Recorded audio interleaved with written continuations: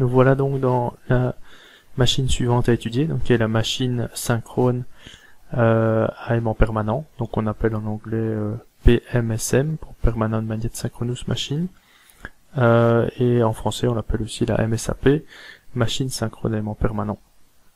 Alors un exemple de machine de ce type-là, c'est le moteur Dineo de Leroy Sommer, donc qui est une machine à aimant permanent, qui est pilotée par variateur de fréquence, et donc comme pour le chapitre sur la machine asynchrone, on va ici essayer d'analyser ce qui se passe au niveau du variateur, qui généralement est le même, donc on peut acheter un même variateur pour piloter une machine asynchrone que pour piloter une machine synchrone, mais la boucle de régulation ne sera pas exactement la même. On va voir dans ce chapitre-ci les nuances, et la modélisation de ce chapitre devrait nous amener vers la deuxième partie, qui consiste à la commande vectorielle de la machine. Alors on peut aussi faire on retrouvera ce genre de machine et donc ce genre de commande pour les petits moteurs Maxon faible puissance de type EC, Electronic Commutation, qui serait piloté non plus en technique brushless mais avec une commande vectorielle. Et puis alors vous avez aussi, et j'en parle souvent moins, mais les servomoteurs sont de technologie synchrone également aussi, ils sont asservis en position, et donc les drives qui lui sont associés vont aussi fonctionner comme on va le voir dans ce chapitre-ci, excepté qu'on ne va pas beaucoup regarder la régulation en position, qui reviendrait à rajouter finalement un régulateur en plus dans la structure en cascade.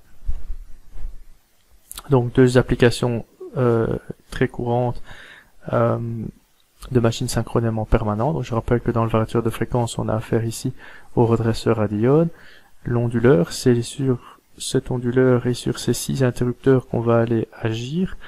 Et on est en train de réfléchir à ce qu'on va programmer ici dans le CPU du drive pour pouvoir faire la commande de la machine qui est en train d'entraîner une certaine charge. Alors il y a des mesures au niveau du variateur en courant qui seront reprises, il y a la mesure en termes de vitesse s'il y a un codeur sur l'arbre de la machine, ce qui est généralement le cas, un codeur incrémental souvent. Il y a moyen aussi de faire des algorithmes où on va essayer d'estimer la vitesse, ce qui ne sera pas traité ici. Et puis vous pouvez avoir des mesures supplémentaires, par exemple sur la charge, comme des états où l'ascenseur est arrivé, l'ascenseur doit monter, l'ascenseur doit descendre, donc il serait des commandes supplémentaires plus lentes, qui ne sont pas sur les grandeurs principales de la machine courant en vitesse. Donc tout comme pour le moteur asynchrone, donc vous voyez que le drive est même le même, on devrait se demander ici, lorsque j'ai la machine synchronément permanent, bien sûr l'onduleur va toujours finalement générer ici à la sortie une tension et une fréquence pour pouvoir modifier la vitesse que je vais lui imposer au niveau du variateur. Et quelles sont les différences par rapport à la machine asynchrone alors. Alors un deuxième exemple, ce serait non plus avec un système réseau redresseur, mais plutôt avec une alimentation à découpage. Une alimentation qui va avoir sa tension réondulée, ça peut être aussi un système sur batterie. Une tension réondulée ici via l'onduleur, donc c'est la même chose que le deuxième étage du variateur de fréquence, sauf qu'on joue ici avec des beaucoup plus petites puissances, et le moteur ECX de chez Maxon Motor avec quelques dizaines de watts. Une électronique qui n'est plus un variateur de fréquence, mais qui est un onduleur, avec les 3 bras.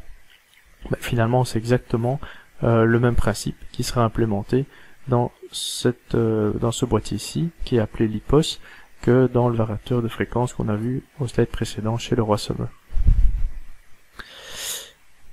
Et donc le défi est toujours le même, c'est sortir les tensions fréquences pour piloter le moteur.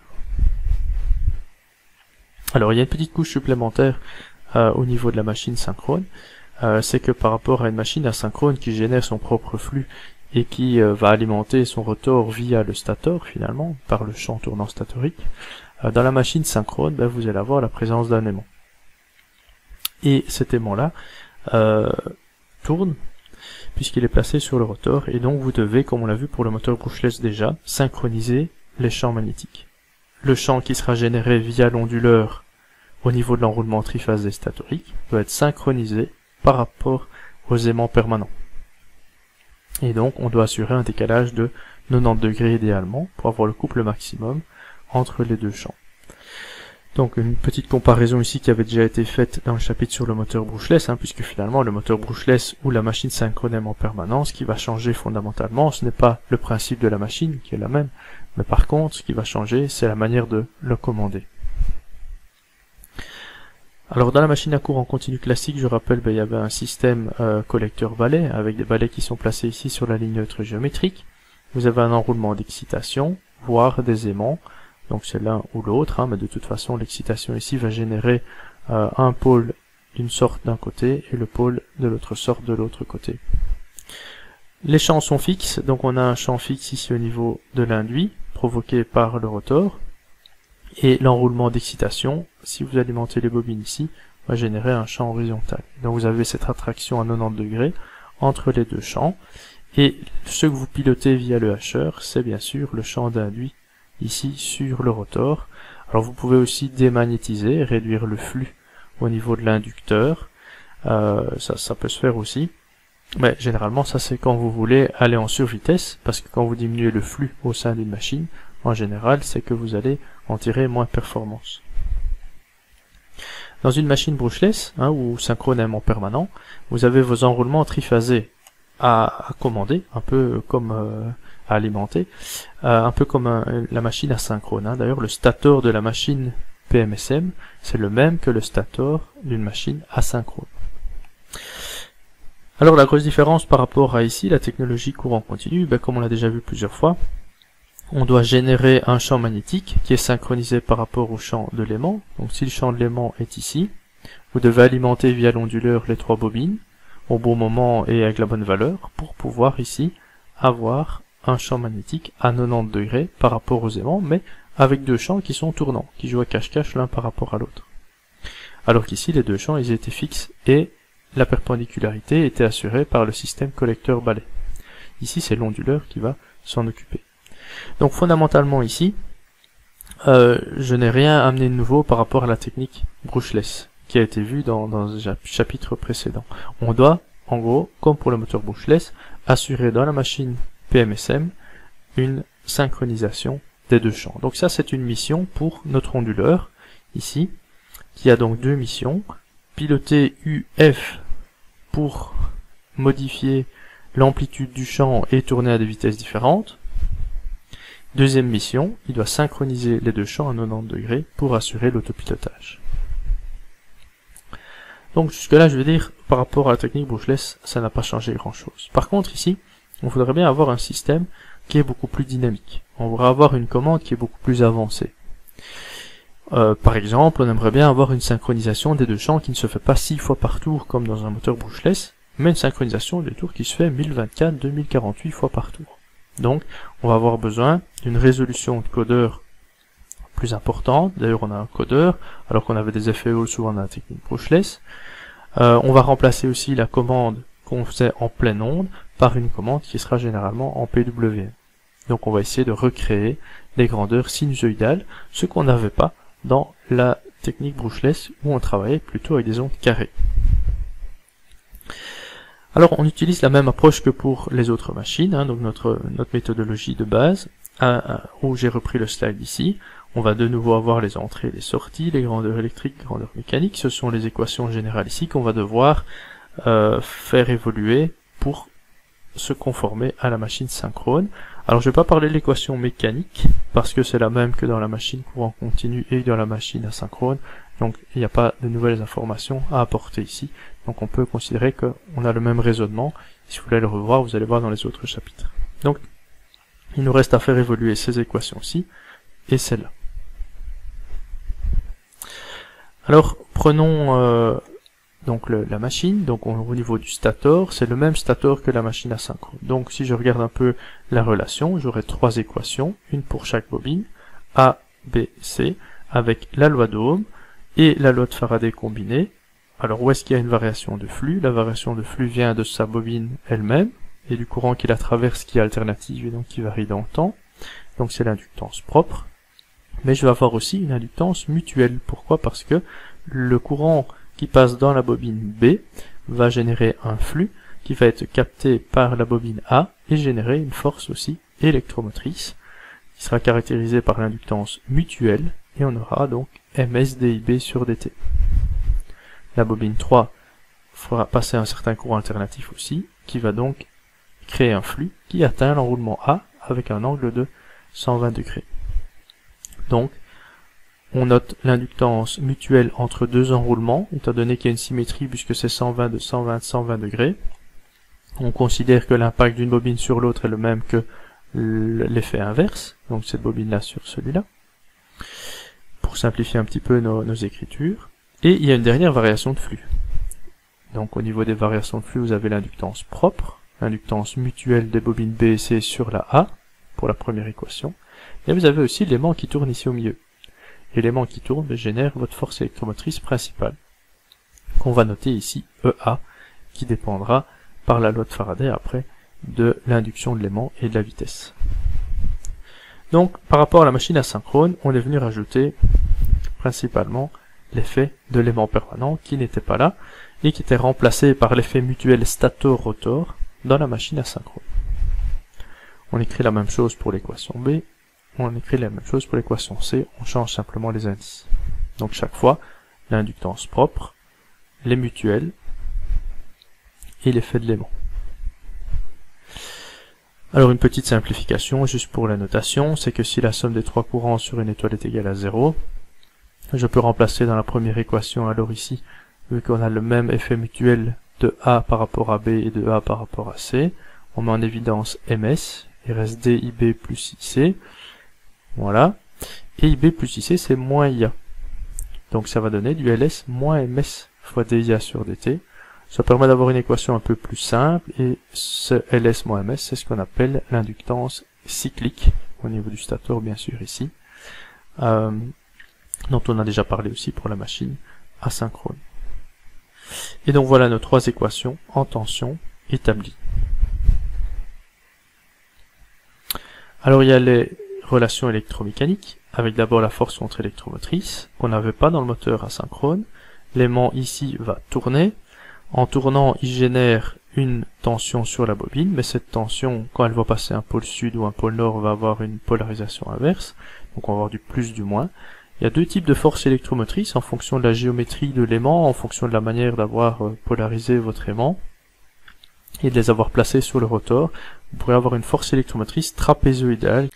Donc si le flux varie cosinusoïdalement avec la position, donc on n'oubliera pas le P, puisque les illustrations généralement considèrent une paire de pôles et un angle de 120 degrés, mais quand vous augmentez le nombre de paires de pôles, il faudra changer l'angle mécanique par rapport à ce qu'on appelle l'angle électrique qui correspond à P égale 1. Donc on aurait une évolution du flux en fonction de la position, de manière cosinusoïdale, et donc on va dériver ce flux dans le temps, on va se retrouver avec la dérivée ici d'un cosinus, donc on va avoir le sinus qui apparaît, le moins est disparu également, on doit dériver le pθ par rapport au temps, et la dérivée de la position par rapport au temps, c'est la vitesse. Et donc on va se retrouver ici avec un oméga, qui est la vitesse, et une force électromotrice, donc qui est proportionnelle à la vitesse, moyennant la constante de vitesse qu'on a déjà définie pour les machines à aimant permanent KV.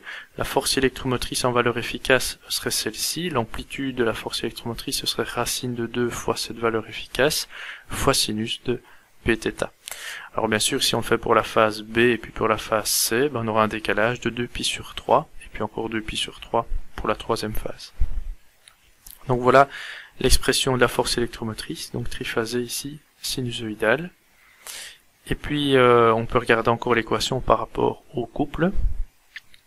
Donc une manière assez simple de s'en sortir, ce serait dire que le couple c'est la puissance sur la vitesse. La puissance électromagnétique c'est le produit de la force électromotrice qu'on vient d'établir par le courant sur une phase, sur la deuxième phase, sur la troisième phase, divisé par la vitesse oméga ou oméga s, si c'est toujours la même vitesse par rapport à la machine asynchrone, où là c'est un peu plus compliqué puisqu'il y avait une vitesse du champ et une vitesse de rotation. Ici c'est la vitesse de rotation, mais qui est la même que la vitesse du champ. Alors on peut regarder aussi peut-être, pour essayer de regarder un peu le lien entre la constante de vitesse et la constante de couple. Est-ce qu'il y a bien une constante de couple qui est égale à la constante de vitesse comme dans une machine à courant continu? Et est-ce qu'on pourrait simplement dire dans notre modèle que le couple est égal à une constante, kT, fois le courant?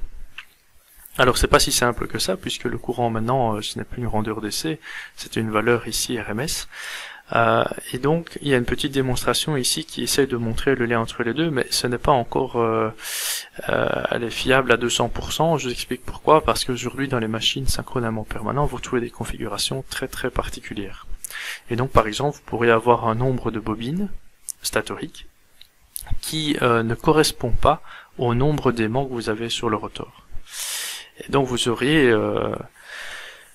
finalement une modélisation qui se complique là au niveau du nombre de paires de pôles. Donc vous pourrez retrouver par exemple 39 bobines, pour un cas que j'ai déjà vu, mais que vous ayez par exemple 20 paires de pôles. Donc vous avez des configurations comme ça parfois un peu bizarres.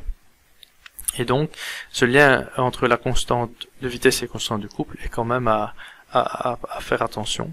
Évidemment, la meilleure expérience, ce serait avec un capteur de couple sur la machine en charge, relever le lien entre le couple mesuré et le courant mesuré en valeur RMS.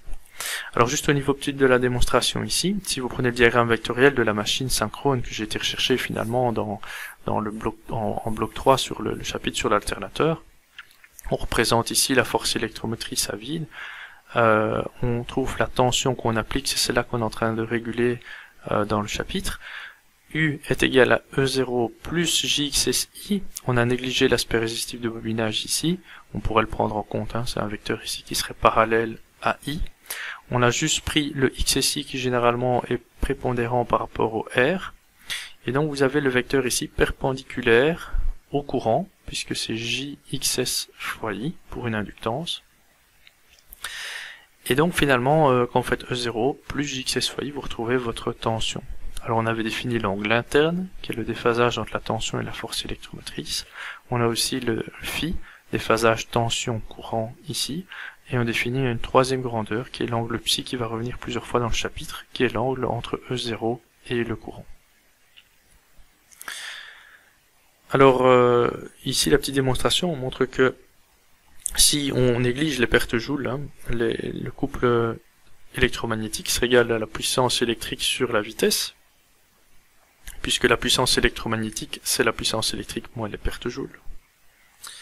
C'est-à-dire qu'on aurait 3 UI cos phi, et que si vous regardez ici sur le schéma, le I cos phi, le U cos phi, alors voilà le U cos phi, c'est ce morceau-ci. Ben, ce morceau-ci, dans le triangle rouge, il s'exprime aussi comme étant E, ou E0, cosinus psi. Ouais. Alors pourquoi est-ce que on fait ça? Ben, en fait, le E peut être remplacé par le kV fois la vitesse. La vitesse au numérateur et au dénominateur se tue. Et donc il resterait 3 kV fois I fois cos psi.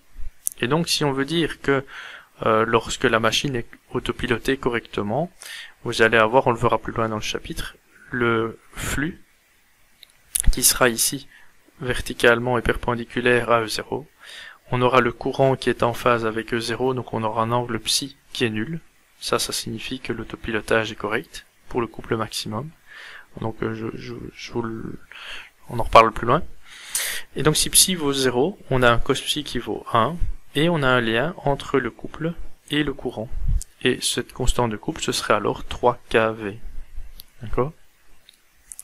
Donc, voilà, à voir comment aussi on a défini le kV, et moi ici je l'ai défini comme étant le rapport d'une tension de phase en valeur RMS par rapport à la vitesse. Donc ça c'est important aussi. D'autres le définiront peut-être autrement.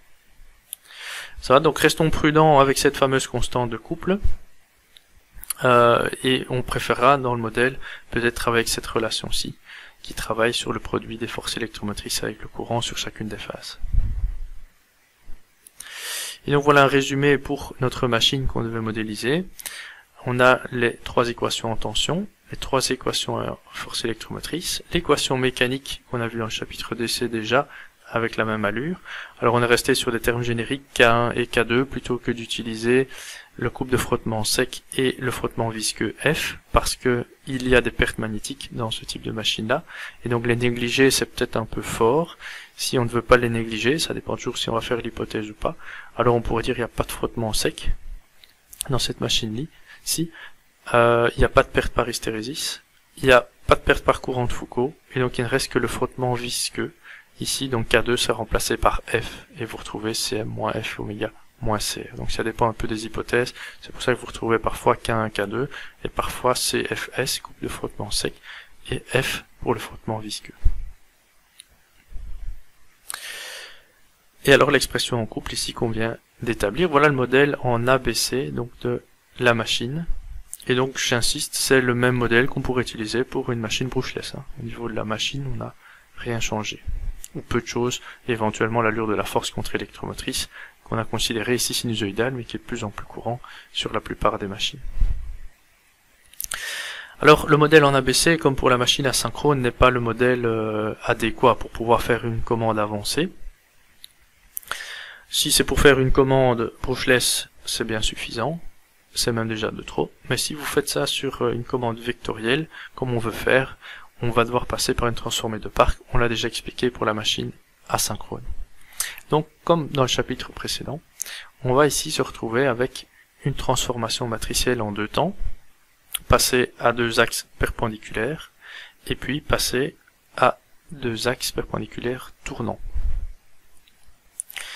Donc on peut écrire que la matrice ABC, c'est la matrice de Park multipliée par la matrice tension dans la nouvelle base dQ. C'est comme ça qu'on définit la transformée matricielle. C'est la transformée, la matrice à appliquer à la tension de sortie, donc ici en dQ, pour réobtenir la tension dans la première base qui était la base ABC. Même chose pour le courant, c'est P fois la matrice en dQ. Même chose pour les flux, c'est P fois la matrice en dQ. Même chose pour E. On multiplie ensuite toute l'équation par Park-1, donc l'inverse de la transformée matricielle. Park-1, Park-1, Park-1, Park-1. Ici, étant donné que on va utiliser la transformée de Concordia, elle conserve la puissance. C'est donc une matrice qui est orthogonale. Et si c'est une matrice orthogonale, sa propriété, c'est que l'inverse est égal à la transposée. Donc ça c'est une petite propriété assez sympathique si on devait inverser la matrice de Park. Alors ici, Park-1, de toute façon l'inverse multiplié par la matrice elle-même, ça va donner la matrice unitaire. Donc il reste UDQ. Ici même chose, P-1 fois Park, on a la matrice unitaire. Alors ici, on a du P-1 fois la dérivée et on a deux éléments. C'est la dérivée d'un produit. Et ici, on a Park-1 fois Park qui reste le E. Donc le seul élément qui nous pose problème, finalement, c'est celui-ci. Pourquoi? Parce que les deux éléments ici, aussi bien la matrice de Park que la matrice de flux, dépendent du temps. Et donc ici, quand vous allez dériver, ça va faire Park-1 fois Park fois la dérivée de la matrice flux. Et le Park-1, Park se tue, il reste la dérivée de la matrice flux. Et puis, il va y avoir l'autre partie, c'est-à-dire Park-1 fois la dérivée de la matrice de Park fois les flux. C'est la dérivée d'un produit. Alors cet élément-là, je ne vais pas le démontrer, si on le met dans MATLAB, il peut nous trouver ça assez facilement. Il va nous sortir ce terme-ci. Donc oméga S. Alors c'est pas une erreur, on a bien dans l'équation du dessus en D un élément en Q, et dans l'équation du dessous qui est normalement en Q, le deuxième élément, on aura le terme en D qui apparaît. C'est ce qu'on appelle d'ailleurs un élément de couplage. On va avoir un couplage entre les deux équations D et Q. Le flux, c'est l'inductance fois le courant dans l'axe Q, et la même chose dans l'axe D. Alors, comment est-ce qu'on va placer le repère de Park? Ça, c'était pour les maths. Maintenant, le sens physique.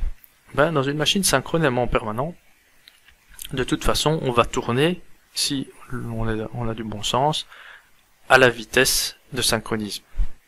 Pourquoi? Parce que autant dans une machine asynchrone, vous aviez encore une hésitation entre la vitesse de rotation et la vitesse du champ tournant.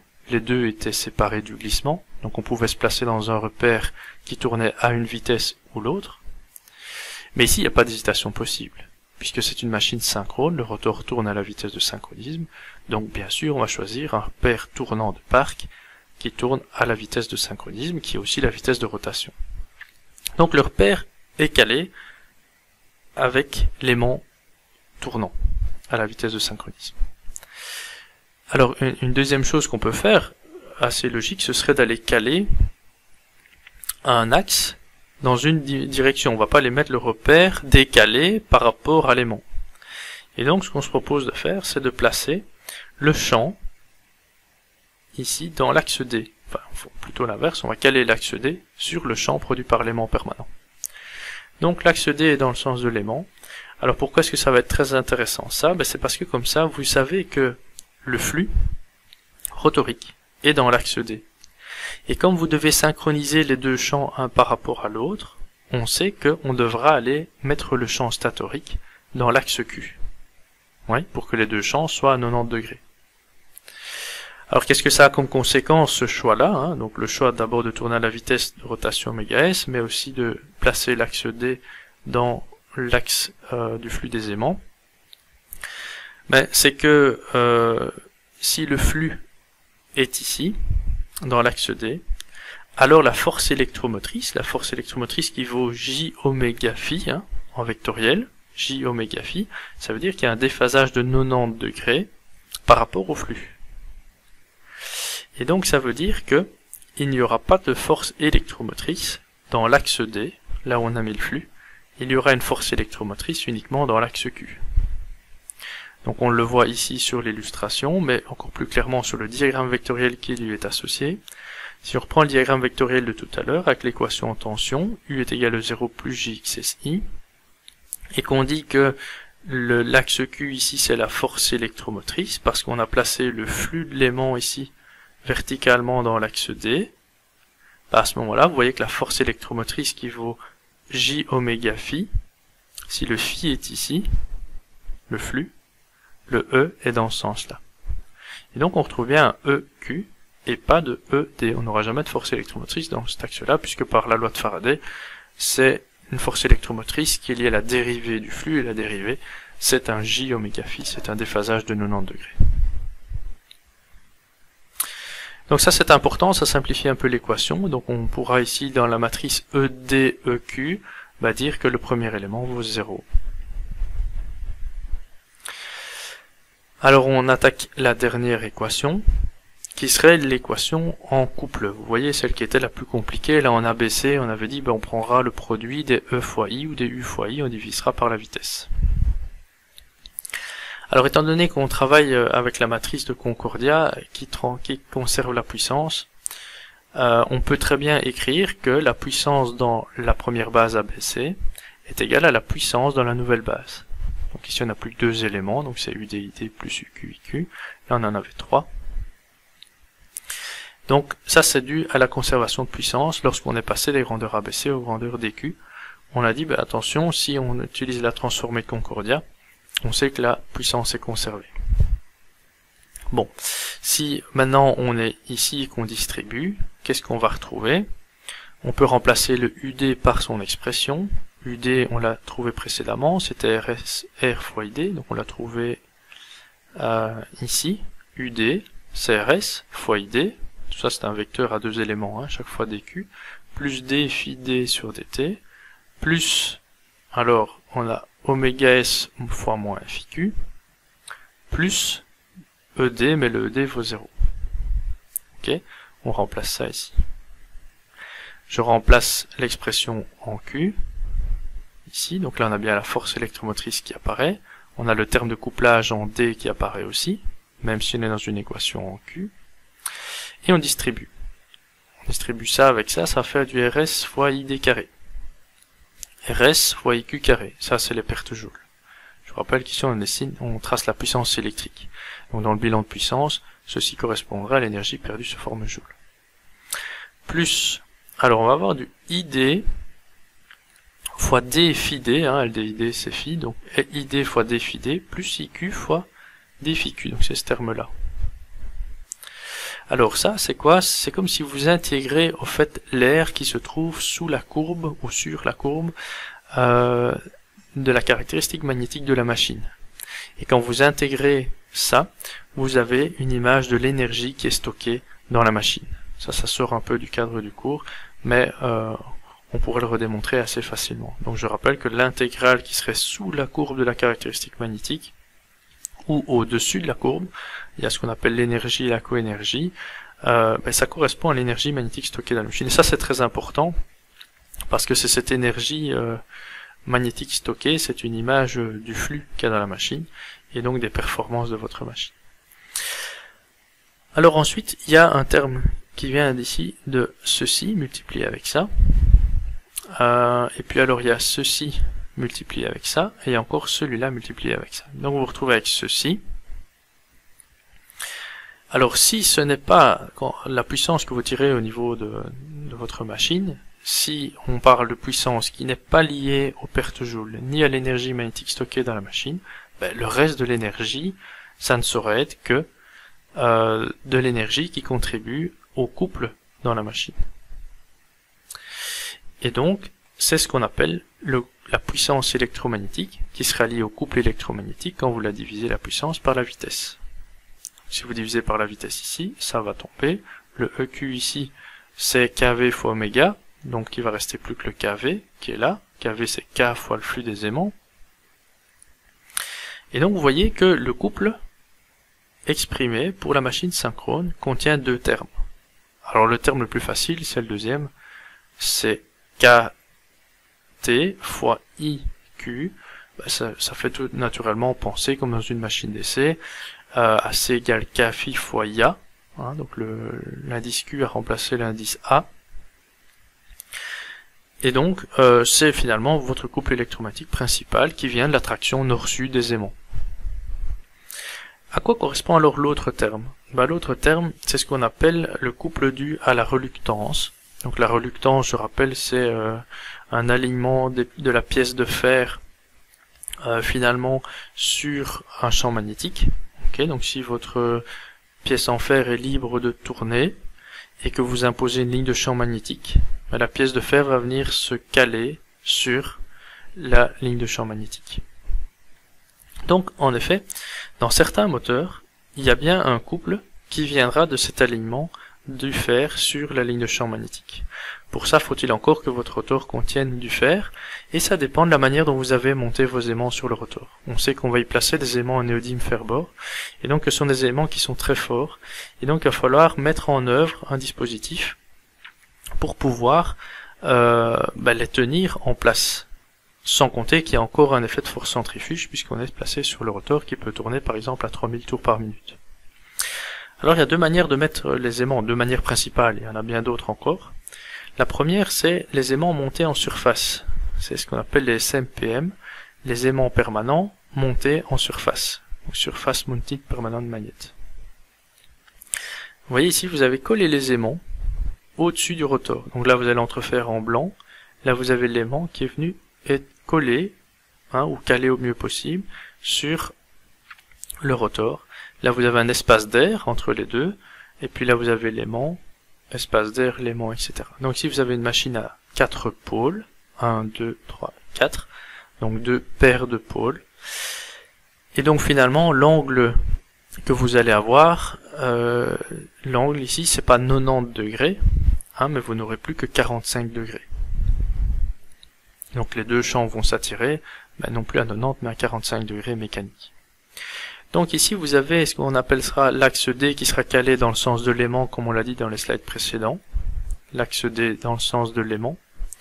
Et l'axe Q, lui, qui est à 90 degrés divisé par le nombre de paires de pôles, donc divisé par 2, 45 degrés. Alors qu'est-ce qui se passe? C'est que ici vous avez un effet qui sera dû à la reluctance ou pas. Regardons un petit peu la perméabilité des matériaux que le stator va croiser. Si le stator, ici la bobine statorique, elle voit passer un aimant ou elle voit passer un espace d'air, la perméabilité est la même, que ce soit l'air ou l'aimant, ça change rien, la perméabilité, c'est le 4pi10-7. Donc ça veut dire que ici, il n'y a pas de changement de perméabilité. Donc dans ce cas-là, l'inductance vue dans l'axe D ou dans l'axe Q est la même. Les deux inductances propres sont les mêmes, et donc on aura ce terme-là qui tombe à 0. Il n'y a pas d'effet dû à la reluctance. Par contre, si vous prenez une machine IPM, intérieur permanente magnet, où les aimants sont calés à l'intérieur du rotor qui est en fer pour caler correctement vos aimants. Si vous regardez ici de nouveau une machine à 4 pôles, 1, 2, 3, 4, 2 paires de pôles, vous avez l'axe D qui est calé dans l'axe des aimants, et vous avez l'axe Q qui est calé à 45 degrés, donc 90 divisé par 2.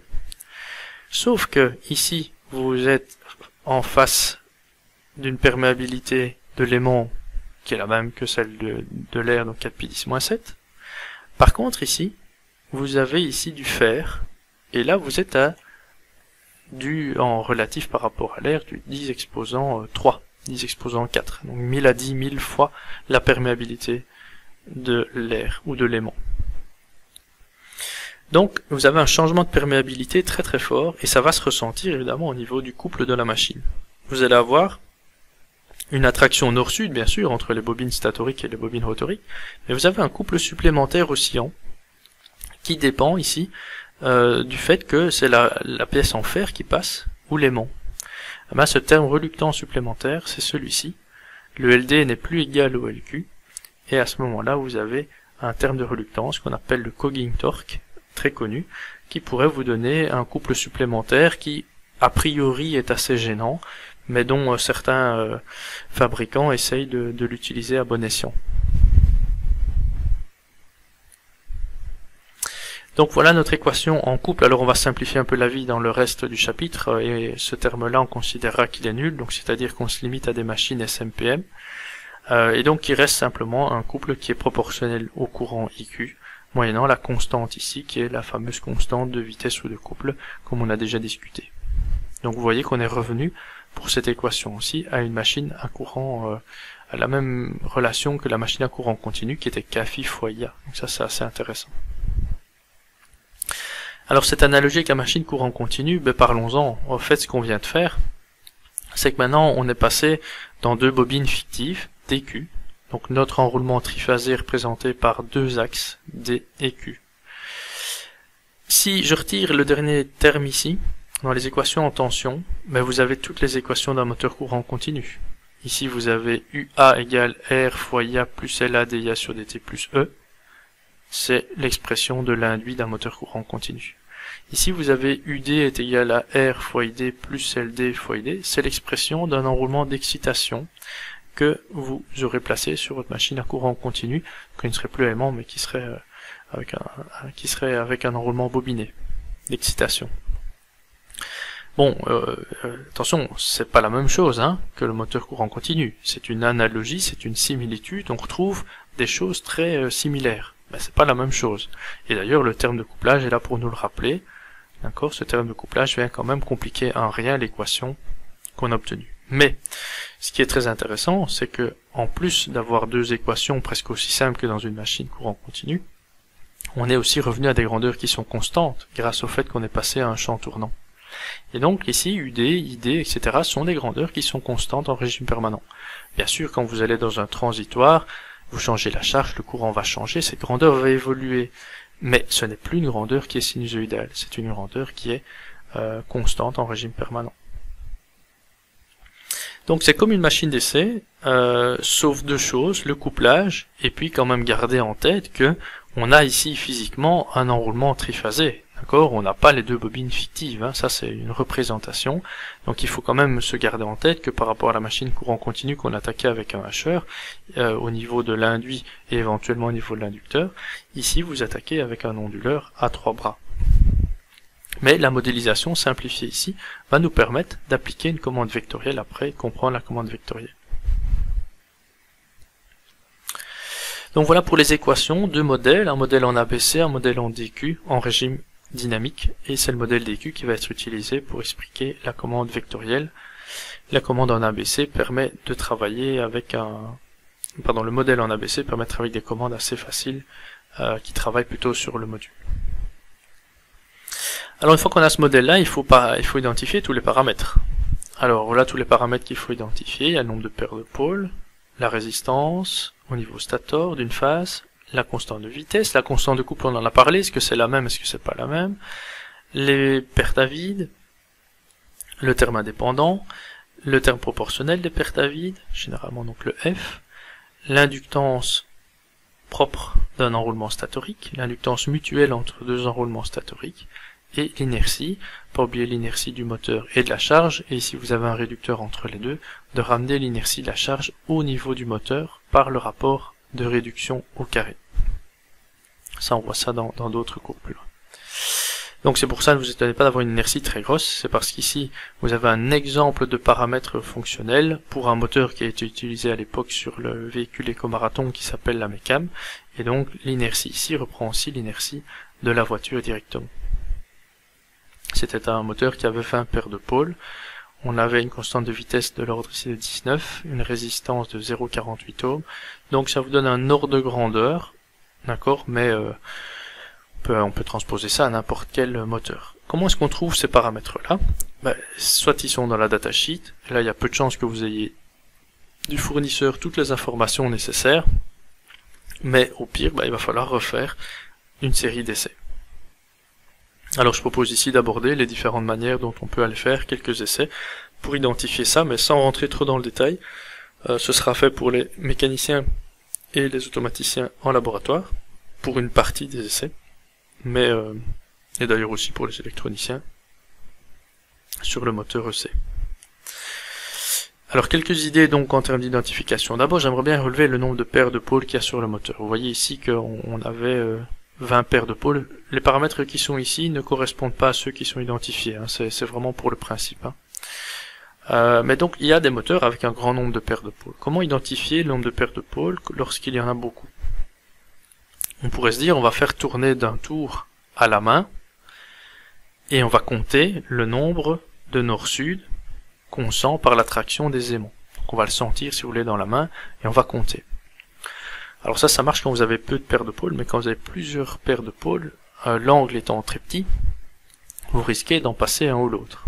Donc une meilleure solution, ce serait d'entraîner la machine, donc c'est celle-là qu'on veut identifier, je l'entraîne par une autre machine avec un variateur, je l'entraîne à très basse vitesse, je laisse la sortie ouverte, et je viens mesurer sur 2 des 3 phases de sortie la tension, qui sera en réalité la force contre-électromotrice.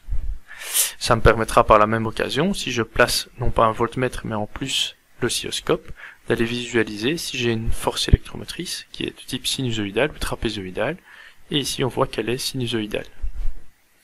Alors je l'ai entraîné ici à 90 RPM, donc ça veut dire que connaissant la vitesse, je peux connaître la période qui correspond à un tour. Donc ici c'était 0,66 secondes, donc de là jusque là, et là on compte le nombre de périodes sinusoïdales. Et à chaque période, l'aimant passe devant la bobine et me génère une alternance positive, une alternance négative, en fonction du nord ou du sud. Donc si je compte le nombre de périodes, ici, qui est de 18, je sais que j'aurai 18 alternances positives, 18 alternances négatives. J'ai 36 aimants, j'ai 18 nord, 18 sud. Donc j'ai 18 paires de pôles.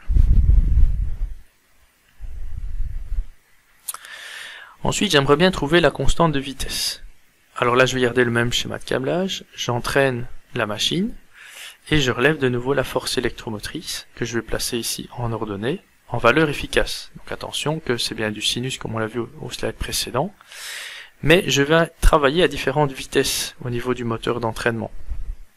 La vitesse que je vais placer en abscisse et que je peux mesurer soit par un capteur de vitesse placé ici, soit par la vitesse qui est donnée par le variateur là. Et donc si je relève la force électromotrice induite, attention, en valeur RMS, hein, d'accord, donc en prenant par exemple le maximum divisé par racine de 2 ou en mettant directement un multimètre en RMS derrière, et si je relève la valeur de RMS en fonction de la vitesse, je devrais avoir une belle droite qui représente au fait la constante, hein, dont la pente représente la constante de vitesse, qui est le lien tension-vitesse.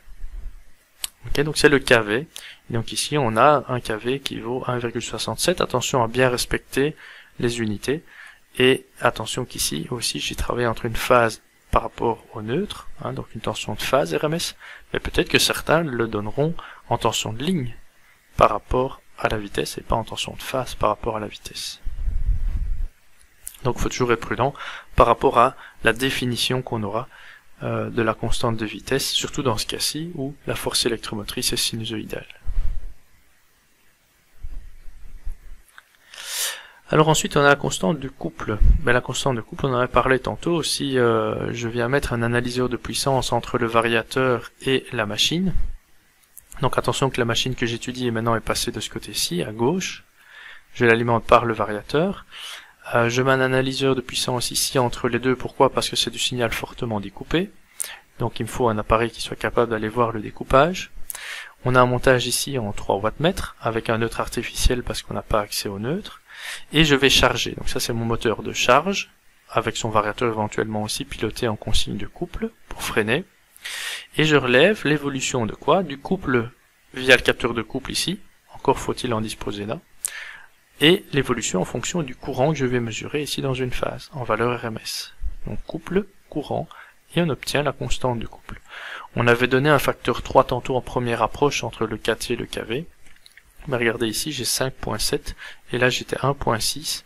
On n'est pas très loin, on n'est pas très juste non plus, mais si on devait noter les hypothèses qu'on fait dans les deux essais, ça permettrait d'expliquer les choses. Ensuite, on peut, comme pour le moteur asynchrone, aller identifier la résistance. Alors c'est un enroulement triphasé, donc on parle de la résistance d'une phase équivalent étoile, comme d'habitude, comme ça a été fait en bloc 3. Et donc ici, on aurait ici en mettant un ohmmètre. Alors l'ohmmètre, attention, parce que pour des si petites valeurs, ça risque de poser problème, on risque de pas être précis du tout. On peut utiliser un LCR mètre qui permet de donner le R, le L, l'inductance mutuelle, etc. Donc ça c'est déjà mieux.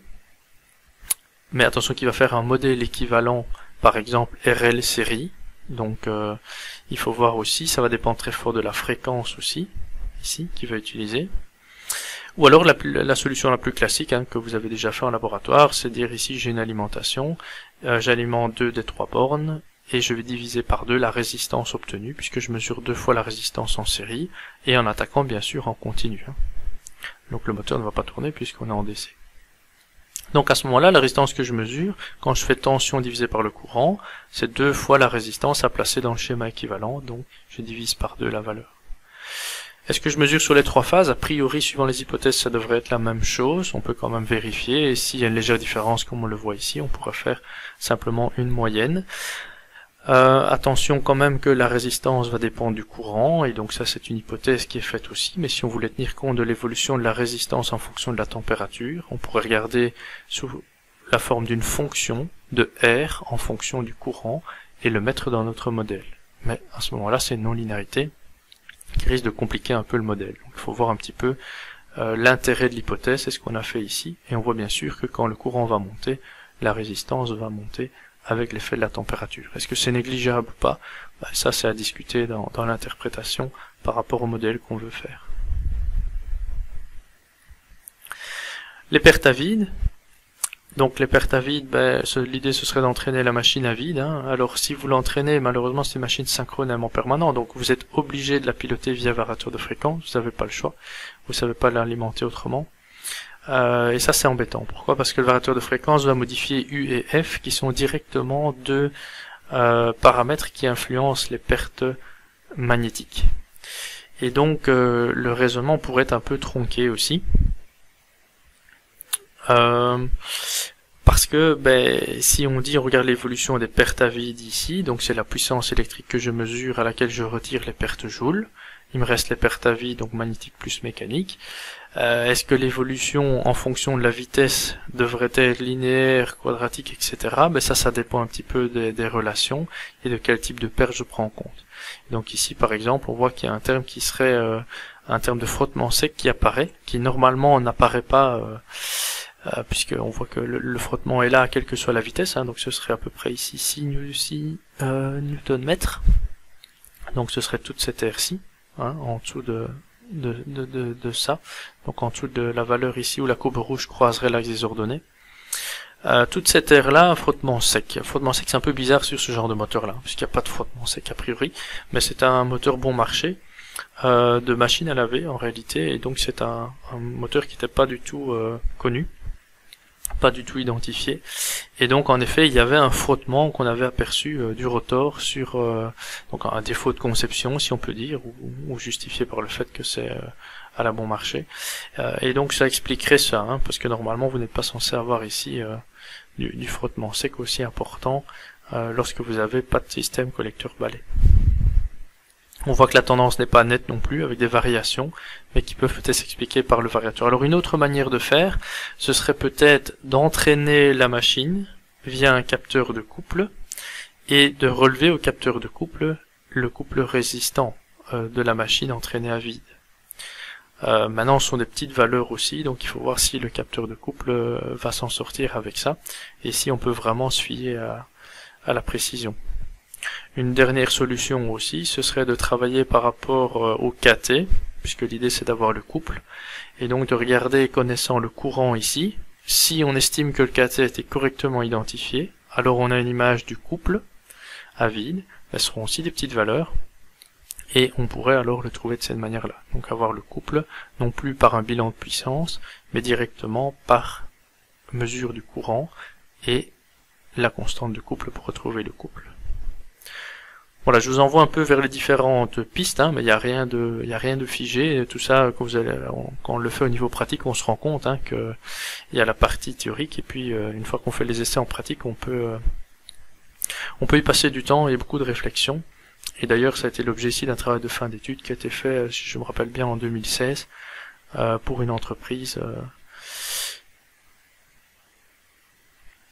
Alors, l'inductance maintenant, ou les inductances, l'inductance propre statorique et l'inductance mutuelle.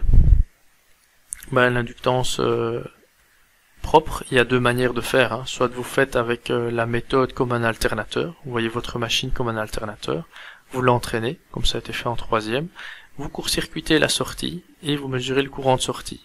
Prudence bien sûr, puisque c'est des aimants permanents, et donc la tension induite ici va tout de suite être assez grande.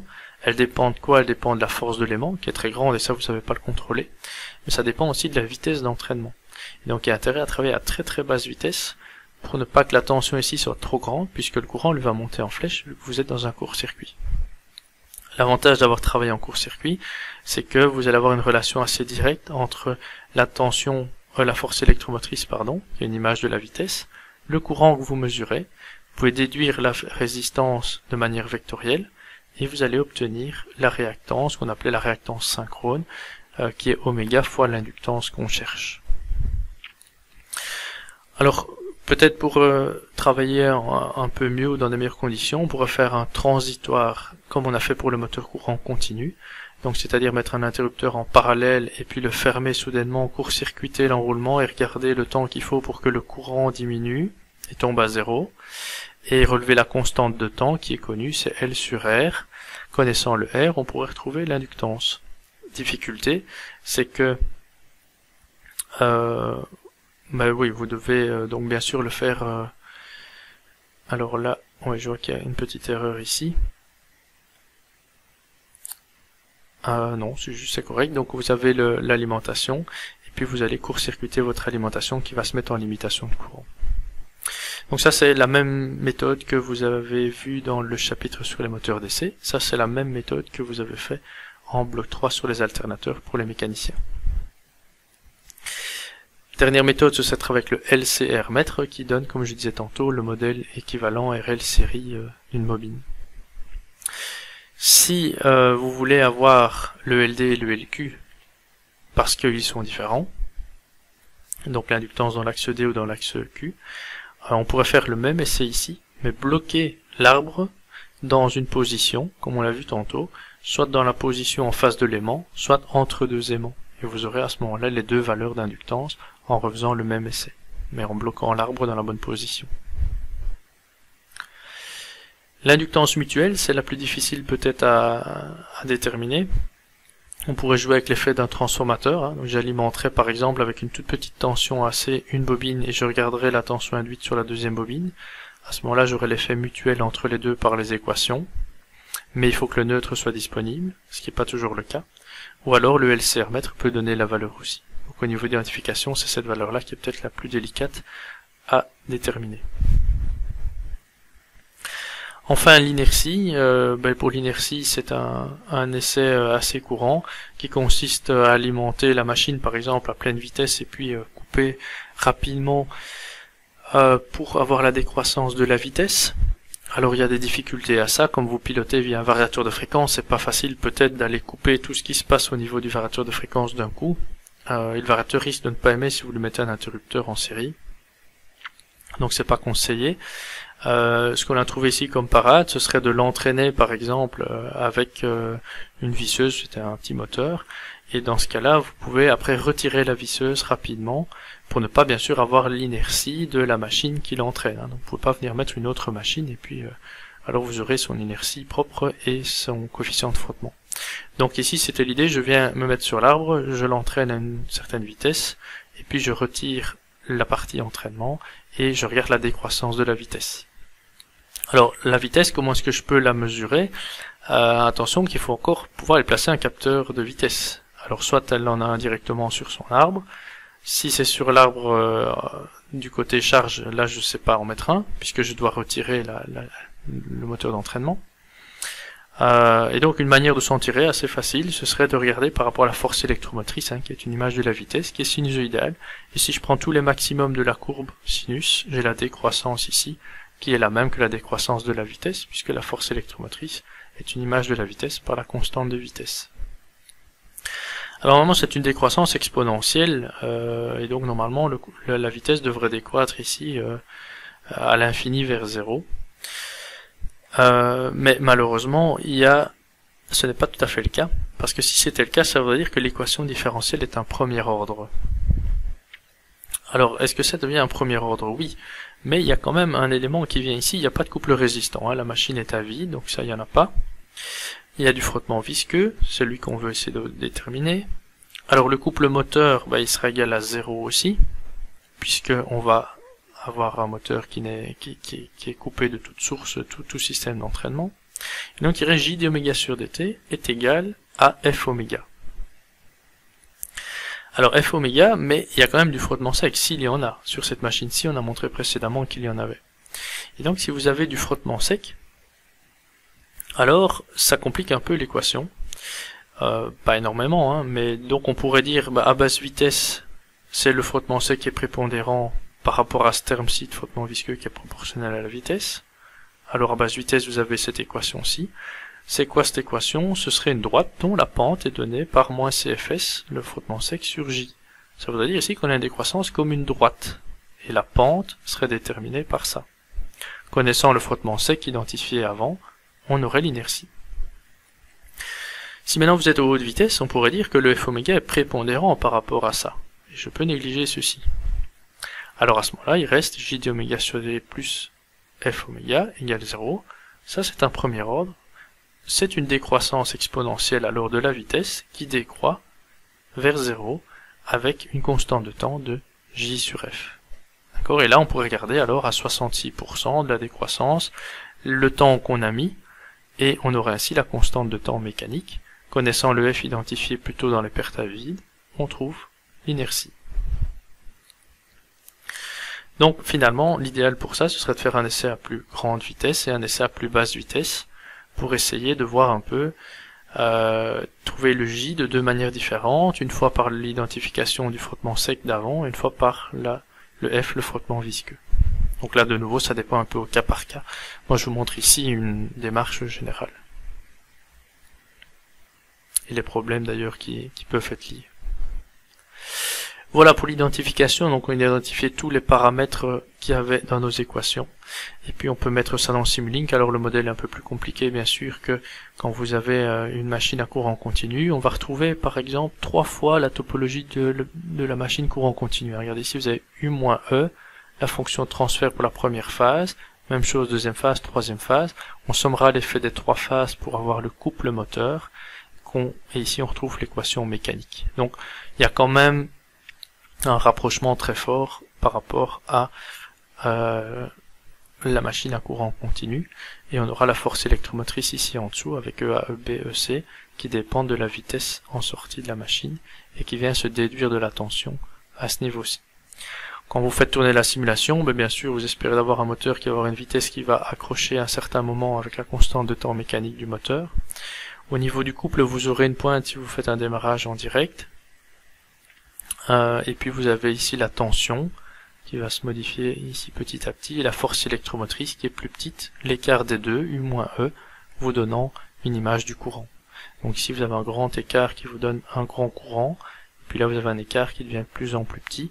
Le E vient se mettre, c'est pour exemple la force contre-électromotrice, elle vient se mettre juste en dessous de la tension. L'écart étant plus petit, vous aurez un courant plus petit aussi. Ça dépend aussi du couple de charge que vous avez mis. Donc, de nouveau, dans la modélisation, toujours garder le sens physique. Alors, pourquoi est-ce qu'on a fait tout ça?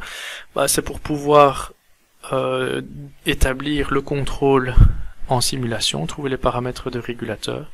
Et donc là, je vous invite à passer à la vidéo suivante, qui se focalise sur le contrôle de la machine, notamment en commande vectorielle.